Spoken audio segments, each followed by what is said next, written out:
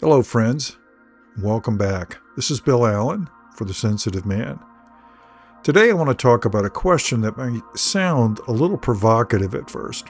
Are HSPs over empathized? Now that may seem like an odd way to put it because empathy is one of the great gifts of being a highly sensitive person. Many of us feel deeply. We pick up on subtle emotional cues.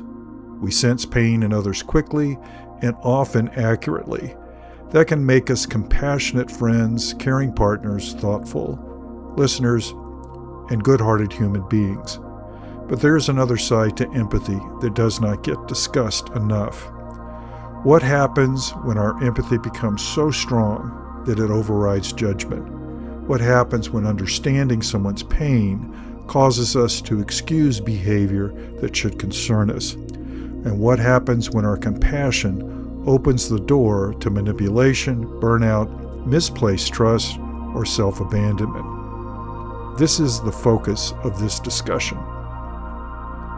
One of the things I've noticed about many HSPs that we often understand too much, too soon. We hear about someone's wounds, their losses, their struggles, their trauma, and our hearts open. We feel for them. In many cases, it's a beautiful thing. But sometimes, because we feel their pain so strongly, we lower our guard. We explain away bad behavior. We remain loyal too long. We overgive. We trust too quickly. We tolerate what should not be tolerated. And that can cost us dearly. It can show up in relationships where we stay because we understand the other person's suffering.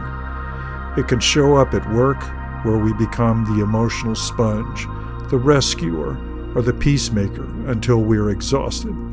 It can show up in causes, ideologies, or movements that stir our hearts but bypass our critical thinking. It can show up in business dealings where we trust people because their story moves us. And it can show up in narcissistic dynamics where empathy itself becomes the lever used to control us. That's an important point. Empathy can be weaponized. Some people know exactly how to trigger sympathy. They use self-pity, crisis, charm, selective vulnerability, guilt, or repeated pleas to keep us engaged. Vulnerable narcissists may appear fragile, overlooked, misunderstood, or wounded. Malignant narcissists may use a more aggressive mix of charm, pity, intimidation, and manipulation. In either case, the pattern is the same. They activate your compassion to bypass your discernment. And HSPs are especially susceptible to that because we are wired to respond to pain. So does this mean we need to become less empathetic? No. I do not think this is the answer at all. The answer is not less empathy. The answer is regulated empathy, mature empathy, empathy with boundaries, empathy with discernment. You can care about someone and still not trust them. You can understand someone's wounds and still hold them accountable. You can be compassionate without becoming responsible for saving them. You can be loving without losing yourself. That is the real lesson here. So how do we do that? First, separate compassion from trust. Compassion may be freely given, but trust should be earned through patterns of behavior. Second, watch patterns, not pleas. Do not listen to words, remorse, or explanations. Look at what keeps happening. Third, pause before committing. HSPs often need time to process. A rushed yes is often empathy talking before wisdom has had its say. Fourth, use boundaries without guilt. Boundaries are not cruelty, they're structure. They protect both your nervous system and your dignity. Fifth, practice self-compassion. Many HSPs are wonderfully tender with others and remarkably harsh with themselves. If your empathy is always outward-facing, you'll deplete your own reserves. And finally, learn to steady your nervous system.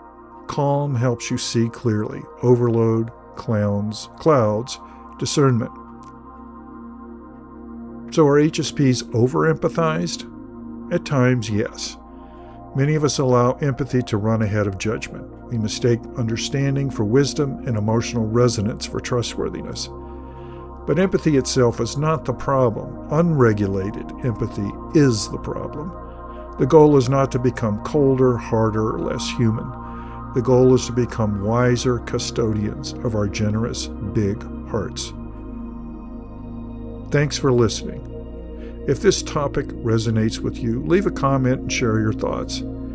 Have you ever felt that your empathy got you in trouble? I'd love to hear you and your experience. Again, thank you for listening to Thoughts with a Sensitive Man.